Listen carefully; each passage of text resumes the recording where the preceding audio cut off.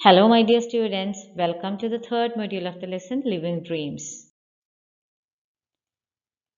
In this session, you will comprehend the text and also you will understand the difference between phrases and clause. Now let's do a revision. First question is, leave this boy for a few minutes and he's off dreaming. Who said these words and to whom? Describe what the listener was doing. What did the listener do after this? Second question, sorry to interrupt, but have you tried talking to him? Who said these words? Where was he? What did the person mean? What did the listener tell him? Next question, why did Damu leap up? And also, why had Damu's excitement at meeting his sister quickly soared? Now try answering these questions very carefully. Damu was woken up at 3:30 a.m. With his eyes still gummed with sleep, he buttoned a shirt and followed his father. There was no point in protesting, no point in pretending to be dead and hoping that they would leave him and go. The family council had decided that they would have to be firm with him to make him responsible. A sample of it was the attempt to teach him his vocation by taking him fishing at unearthly hours that fishermen are used to.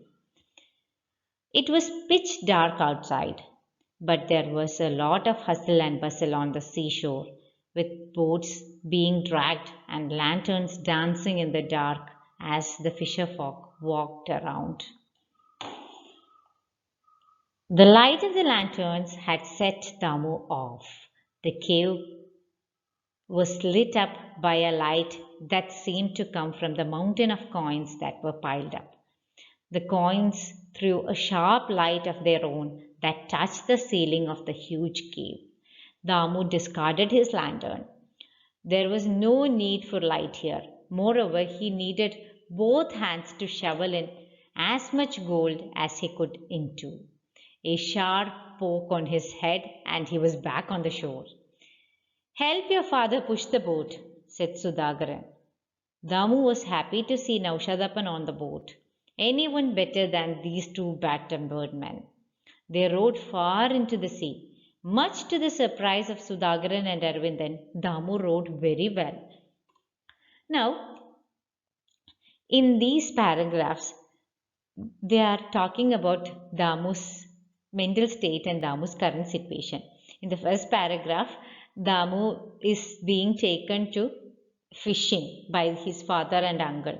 Their family council had decided that they have to be very strict with him to teach him his vocation, otherwise he'll go dreaming all the time. So they are waking him at 3:30 a.m. and taking him for fishing. And when they went to the shore, it was very dark and Damu was given a lantern. And though it was 3:30 a.m. in the night, there was a lot of noise because all these fishermen were pushing and dragging their boats to the sea.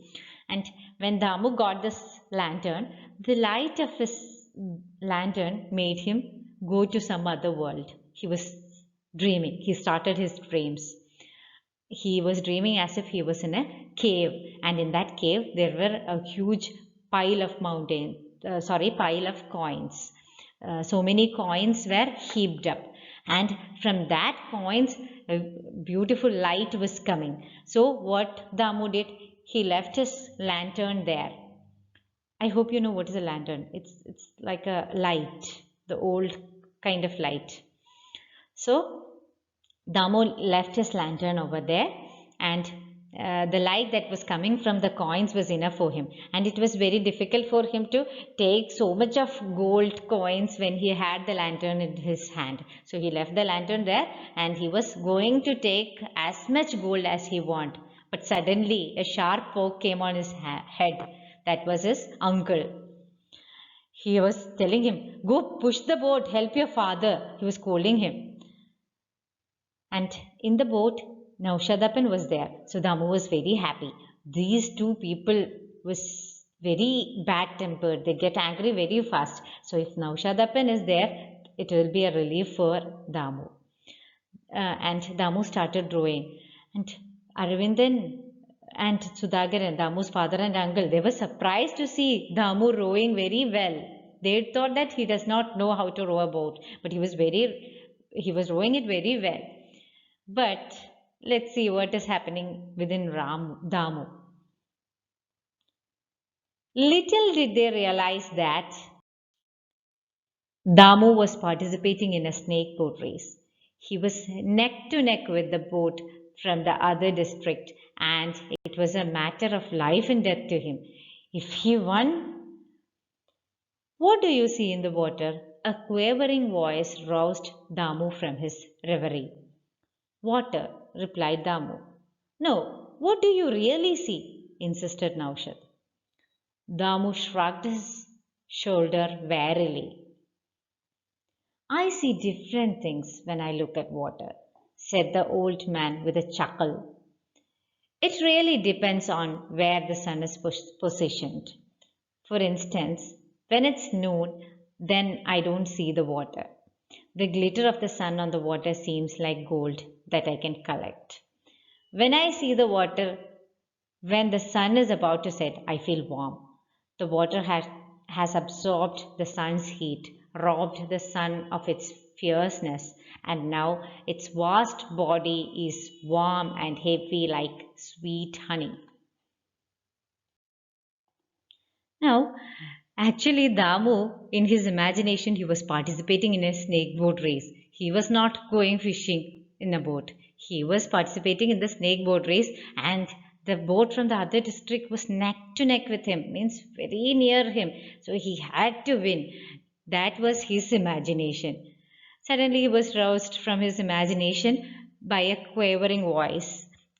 Shaking voice. Shaking means old people have shaking voice, isn't it? So he was aroused by a quavering voice. Reverie means, it's given you in your textbook, reverie means daydream. Damu just said, he asked, what do you see in the water? Naushad asked. So Damu said, just water. So he insisted. He again asked, what do you really see? So Damu shrugged his shoulder warily. Warily means he was suspicious about Naushadapan. He was thinking, yeah, is he going to scold me if I say my real feelings? So he just shrugged his shoulders. But then Naushadapan started talking. He said that when it is noon, he feels like the water is gold that he can collect. And when the sun is about to set, he's feeling like the water is honey. He was telling about his imagination. So Damu was again interested.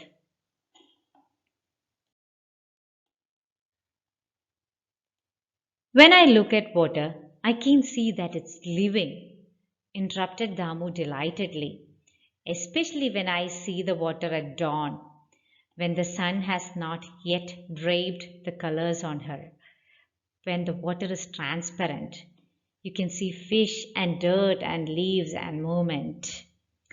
Naushad smiled in delight and said, if you find water so beautiful, why don't you like to be a part of it? I don't want to drag the boat every morning and go fishing. I hate it. Naushad was silent. Then he said, did you know that fish sleep with their eyes open? Damu's face lit up with a smile. Yes, I do. They have no eyelids, so obviously they can't shut their eyes. Did you know that each eye of the fish sees different things? No, I did not know that. When the boat returned, Sudhakaran had a very good haul. Naushad and Damu had put Sudhakaran and Arvindan on the oars and taken the nets. So, when Damu heard Naushadapan's imagination, he was delighted. He said, yeah, I also see many things in water. I see that the water is living, means I can see life inside the water, especially when it is in the morning before the sun has risen. When the sun has not yet draped the colors on her. Drape means covered the water with her colors. Drape means covered. When the water is transparent and the water is very clear, I can see fish, leaves, and everything. I can see the life in the water. So now Shadapan asked, if you find water so beautiful, then why don't you like coming fishing? So he said, I don't want to drag the boat every morning. I don't like that. So now Shadapan changed. He was trying to make him interested in this, in fishing also. So, do you know that fish sleep with eyes open? Now Shadapan asked. Damu's face lit up.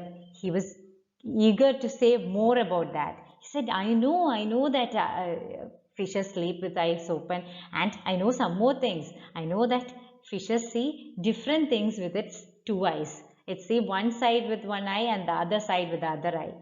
So Naushadapan told, no, I did not know that. You know many things about the sea. And what they did, Naushadapan and Dhamu told Sudhakaran and Arvidan to sit with the oars and they started fishing. And Dhamu was really interested in fishing and they got a lot of fishes. So that's for today. Now, let's see whether you have understood something. First question, why were Damu's uncle and father crying? In the first part of the story, Damu's uncle and father was crying. Why were they crying? Second question, what is your idea of Damu's father and uncle from their conversation? Third question, why was Damu woken up at 3:30 a.m.? And last question, why did Damu throw away the lantern? Are you able to answer them? Okay, let's continue. Now let's have a short summary of these paragraphs. Damu was woken up at 3:30 a.m. to go fishing with his father. He knew that there was no point in protesting as his family council had decided that they have to be strict with him to make him responsible and this was a trial. The light of the lantern that Damu was carrying set Damu off to his dream world again. He was feeling as if he was in a cave which was lit by a light that came from a pile of gold coins. He discarded his lantern as the light from the coins was enough and also carrying the lantern would be a hindrance for he needed both his hands to shovel as much gold as he can.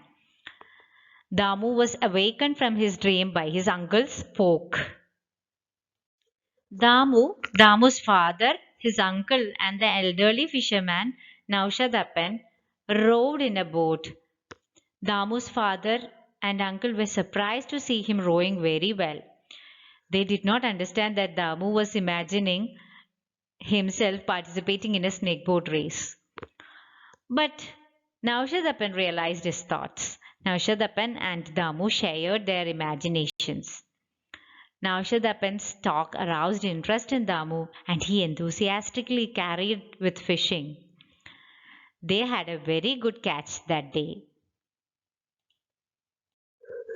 Now, these are the words that we learned today. Hustle and bustle, a large amount of activity and work, usually in a noisy surrounding. Next one is shovel, to move large amounts of something from one place to another in a careless way. Next one is neck to neck, so close or similar that it's impossible to tell who is better or winning. Draped means covered and chuckle means laugh inwardly. Now let's learn phrases and clause. Let's see what is a phrase and what is a clause and what is the difference between a phrase and a clause. What is a phrase? A phrase is a small group of words that adds meaning to a word.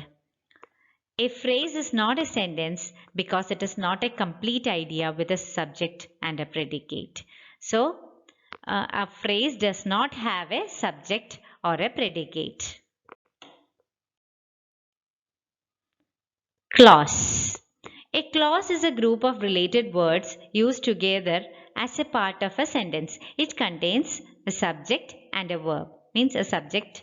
It has a subject and a predicate. A phrase does not have a subject and a predicate, but a clause has a subject and a verb or a subject and a predicate. Let's see what's the difference between a phrase and a clause. A phrase does not make complete sense, which means it is a group of words which tells us some meaning, means in the garden, in the playground, like that. It gives us some meaning, but it does not give a complete meaning, and it does not have an action word in it. That is a phrase. A phrase does not contain a subject and a predicate. It does not have two parts of a sentence, subject and predicate. It has got only a combination, means a few group of words. That's a phrase. A phrase cannot stand alone as a simple sentence. For example, in the park.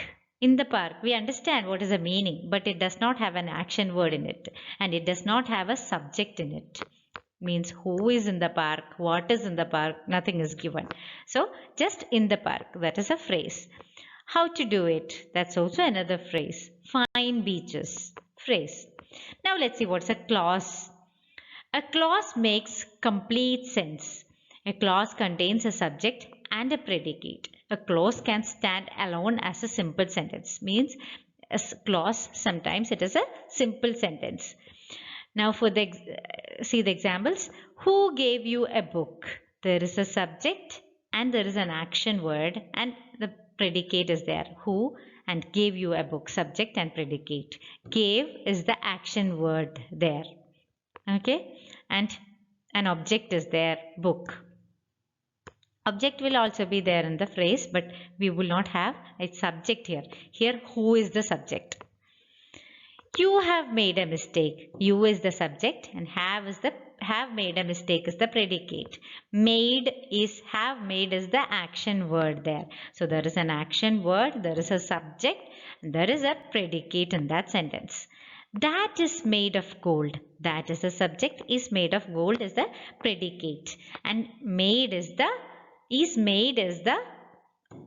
verb, action word. So there is an action word, there is a subject, and there is a predicate. That is a clause. Now do this exercise in your textbook. You have to identify whether the colored words are phrase or clause. Just write it and take a photo of it and send it to me. Do this exercise also. Write it into your notebook.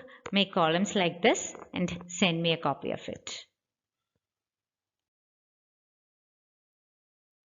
Thank you for listening. Take care. Bye-bye.